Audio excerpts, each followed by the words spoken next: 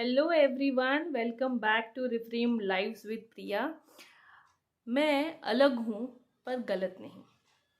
इस चीज़ का, इस बात का क्या मतलब हुआ? इस बात का मतलब ये है कि हो सकता है कि सोसाइटी के जो नॉर्म्स हैं, नॉर्म्स मतलब उनके बनाए हुए जो रूल्स एंड रेगुलेशंस हैं, आपकी फैमिली, आपके पेरेंट्स, आपके सिबलिंग्स, आपके रिलेटिव्स, इनसे आपकी खुद की सोच विचार अलग हो। उनकी विचारधारा और आपकी विचारधारा अलग हो, लेकिन आपको उसे एक्सेप्ट करना चाहिए, उसे भागना नहीं चाहिए। जैसे कि हम सब जानते हैं कि हमारी बॉडी में, हर इंसान की बॉडी में दो तरह की एनर्जीज होती हैं, एक मैस्कुलिन एनर्जी और एक फेमिनिन एनर्जी। अब किसी के भी अंदर कोई भी एनर्जी जो होती है वो थोड़ी सी हाई और दूसरी वाली थोड़ी सी लो होती है।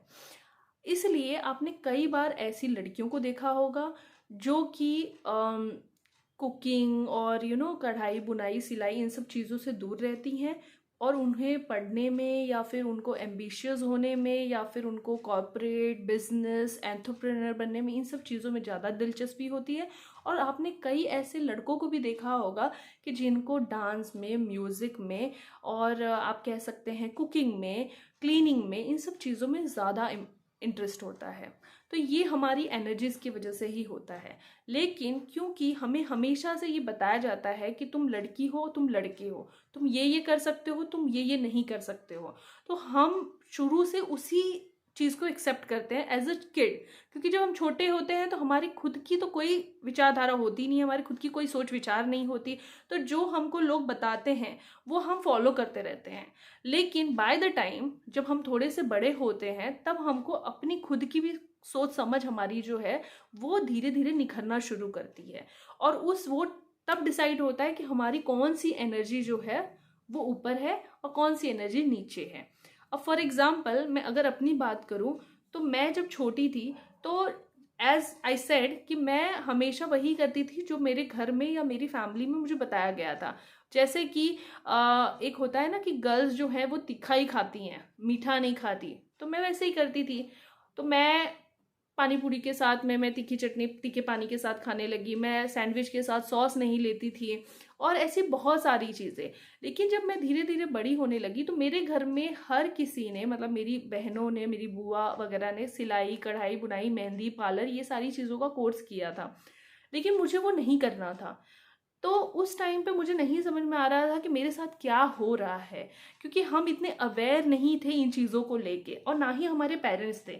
बीइंग अ 90 का किड, आप जितने भी 90s के किड होंगे जो कि 95 96 95 आई कैन से 96 के आसपास जो भी पैदा हुए हैं या उससे पहले पैदा हुए हैं, तो उनको पता होता है कि हमारे पेरेंट्स को भी इन चीज़ों के बारे में बहुत जानकारी नहीं होती है। क्योंकि आज के टाइम में, पिछले कुछ सालों में, 10 साल 20 साल 25, मतलब 20 साल मैं कह सकती हूँ कि 20 साल के टाइम से लोगों को थोड़ी सी अपने बच्चों को लेके अवेयरनेस आई है एज अ पेरेंट, कि उनका कब क्या माइंडसेट चेंज होता है, उनको कैसे डील करना है, उनको कैसे हैंडल करना है, हर चीज़ हमें अभी धीरे धीरे समझ में आने लगी है। और फिर भी हम हर दिन सीख ही रहे हैं। तो उस टाइम के हमारे जो पेरेंट्स थे उनको इन चीज़ों के बारे में नहीं पता था कि ये क्या होती है या इन चीज़ों को कैसे हैंडल किया जाता था। तो वो तो हमें चाहते थे कि हम उसी तरह से रहें जो हमारे सोसाइटी नॉर्म्स है, जो हमको बताया गया है कि ये चीज़ें हम कर सकते हैं, ये हम नहीं कर सकते हैं। लेकिन क्योंकि हमारे अंदर की एनर्जीज डिफरेंट है, तो हम डिफरेंट तरीके से हम रिएक्ट करते हैं, हमारी विचारधारा अलग बन रही है। तो हमें उस टाइम पे हमें गिल्टी फील नहीं करना चाहिए, लेकिन हमें उनका भी पॉइंट ऑफ व्यू समझना है और अपना पॉइंट ऑफ व्यू भी उनको समझाना है। क्योंकि हम ज़्यादा यंग हैं और हम अपने आप को उनके हिसाब से चेंज कर सकते हैं, या हम उनको अपने हिसाब से उनकी लैंग्वेज में समझा सकते हैं कि हम जो उनको समझाना चाहते हैं। फॉर एग्जाम्पल कि मेरे घर में, जैसा कि मैंने कहा कि हर किसी ने सिलाई बुनाई कढ़ाई मेहंदी पार्लर ये सारी चीज़ों का कोर्स किया था, हर लड़की ने। जब मेरा टर्न आया और मुझे कहा गया कि तुम्हें भी करना है, तो आई वॉज टोटली कि मुझे नहीं करना है, मुझे उसमें बिल्कुल इंटरेस्ट नहीं है। तो एक बात कहीं ना कहीं सामने आई कि हमारे घर में मतलब सबने किया है तो तुम क्यों नहीं करोगी। और उस टाइम तक मुझे ये क्लियर हो चुका था कि मैं इन चीज़ों के लिए नहीं बनी हूँ। मेरी जो सोच विचार है वो पहले से ही मेरे सर्कल से थोड़ी सी डिफरेंट थी। मैं बहुत ही फ्री माइंडेड थी। मुझे जो चीज़ें लोग मना करते थे करने के लिए कि ये लड़कियां नहीं करती हैं, मुझे एक्चुअली उन्हीं चीज़ों में ज़्यादा इंटरेस्ट होता था। और मुझे घर के काम, किचन, इन सब चीज़ों से मैं बिल्कुल इंटरेस्ट नहीं था। इसलिए मेरे घर वाले बहुत परेशान रहते थे कि ये क्या करेगी, कैसे मैनेज करेगी। और इस वजह और मैं बहुत एम्बिशियस थी। मुझे कॉर्पोरेट जॉब करने थे और मुझे बहुत कुछ अचीव करना था लाइफ में। पर ये चीज़ें मैं उनको समझाने में फेल हो जाती थी, क्योंकि मैं नहीं समझ पा रही थी कि मुझे मेरे साथ खुद क्या हो रहा है। मुझे ऐसा लग रहा था कि मैं तो हमेशा से ही ऐसी थी, पर ये लोग मुझे समझ ही नहीं रहे हैं, ये मुझे सपोर्ट नहीं कर रहे हैं। और उनके हिसाब से ऐसा था कि ये पहले तो ऐसी नहीं थी, इसके अंदर अचानक से चेंजेस क्यों आ रहे हैं। और इस वजह से हमारे बीच में काफ़ी मिसअंडरस्टैंडिंग क्रिएट हो रही थी। और फाइनली मैंने अपने फादर को मना लिया, मैंने पापा को मना लिया कि मेरे को ये नहीं करना है, मुझे इसमें इंटरेस्ट नहीं है, बल्कि इस पैसे से आप मुझे कंप्यूटर कोर्स करा दो। एंड फिर मैंने किया भी। तो मेरा मानना यही है कि आप पहले खुद ये चीज़ को एक्सेप्ट कीजिए कि हो सकता है कि आपकी सोच विचार अलग हो due to your fluctuation of energies, लेकिन आप गलत नहीं हो। इस चीज़ को अपने पेरेंट्स, रिलेटिव्स या अपने सोशल सर्कल में जब आपको बताना है या उनसे किसी चीज़ की परमिशन लेनी है या उनका सपोर्ट चाहिए, तो आप उनको उनकी लैंग्वेज में समझाइए, उस चीज़ के फ़ायदे बताइए जो आप एक्चुअली में करना चाहते हो, उससे आप क्या पा सकते हो ये बताइए। क्योंकि गलती तो उनकी भी नहीं है, उन्होंने आपको शुरू के 10, 12, 14 साल एग्जैक्टली वैसा पाया जैसा वो आपको चाहते थे, कि आप बहुत ज़्यादा रिस्पेक्टफुल थे, जो जो बोल देता था आप सब कुछ मान लेते थे, करते थे, चाहे भले वो आपके आउट ऑफ रेंज भी जाके चीज़ें हो तो भी। अब अचानक से जब आपके अंदर चेंजेस आ रहे हैं तो उन्हें भी नहीं पता है कि आप किस चेंज से गुजर रहे हो। तो आपका ही फर्ज है कि आप पहले खुद को एक्सेप्ट कीजिए कि हाँ, मैं मानता हूँ या मानती हूँ कि मैं अलग हूँ। और उसके बाद उनकी लैंग्वेज में आप उनको समझाने की कोशिश करिए कि जो आप करना चाहते हैं या जो आपकी पसंद है, जो आपकी नापसंद है, उसके क्या फ़ायदे क्या नुकसान है।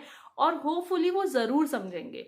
और उस सिचुएशन में आपको कभी भी अपने पेरेंट्स या अपनी फैमिली को लेकर नेगेटिव थिंकिंग क्रिएट नहीं करनी है, क्योंकि ये हर टाइम हर बच्चे और हर पेरेंट्स के साथ होता है। और आपकी एनर्जीज हमेशा सेम भी नहीं रहती, आपकी एनर्जी फ्लक्चुएट होती रहती हैं। कभी कभी आपकी मैस्कुलिन एनर्जी ज़्यादा होती है, हाई लेवल पे होती है, और कभी कभी आपकी फेमिनिन एनर्जी हाई लेवल पे होती है। उसी वजह से आपके अंदर कभी कभी all of sudden mood swings आते हैं, चेंजेस भी आते हैं, कि आपको कभी ये चीज़ करने का मन है, लेकिन शायद हो सकता है 1-2 साल बाद आपको रियलाइज़ होता है कि नहीं, मुझे इस चीज़ में इंटरेस्ट ही नहीं है, मुझे कुछ और करने में इंटरेस्ट है। तो इस वजह से पहले खुद को एक्सेप्ट कीजिए कि हाँ, मैं अलग हूँ। आप दूसरों के हिसाब से खुद को बनाने की कोशिश मत कीजिए। जब भी आपको एहसास हो जाए कि आप अलग हैं, तो एक्सेप्ट कीजिए कि मैं अलग हूँ।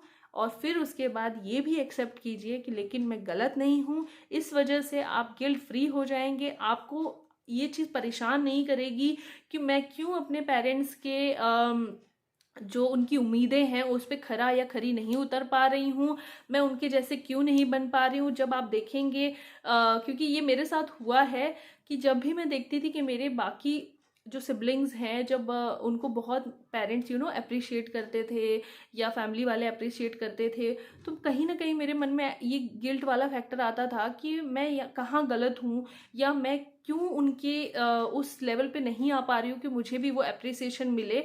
और उसकी वजह से मैं काफ़ी ज़्यादा गिल्टी फील करने लगती थी। लेकिन अब ये चीज़ें मुझे समझ में आ रही है, जब मैं खुद को डिस्कवर करने की इस जर्नी पे हूँ, कि मैं एक्चुअली अलग थी और मैं उनको समझा नहीं पा रही थी कि मैं अलग हूँ। और इसी वजह से शायद वो समझ नहीं पा रहे थे कि मैं अलग हूँ। और इस वजह से जो मिसअंडरस्टैंडिंग क्रिएट हो रही थी, तो मेरे अंदर गिल्ट क्रिएट हो रहा था, और उनके अंदर कहीं ना कहीं ये लग रहा था कि उस टाइम ऐसा होता था कि पेरेंट्स को लगता था कि ये तो एकदम नालायक ही निकलने वाले हैं बच्चे, ये तो नाम ही डुबा देंगे and all that. I think ये अभी भी होता है। तो ये सारी चीज़ें होती हैं। तो प्लीज़ पहले खुद को एनालाइज कीजिए, खुद को समझिए, अपना ज़्यादा से ज़्यादा टाइम खुद को समझने में लगाइए कि आपको क्या पसंद है क्या नहीं पसंद है। और जब आप इस चीज़ को लेके क्लियर हो जाए, तब आप अपने पेरेंट्स को या अपने सिबलिंग्स जो भी हैं उनसे ये मैसेज कन्वे कीजिए कि हाँ, आप अलग हैं पर गलत नहीं हैं। Thank you so much.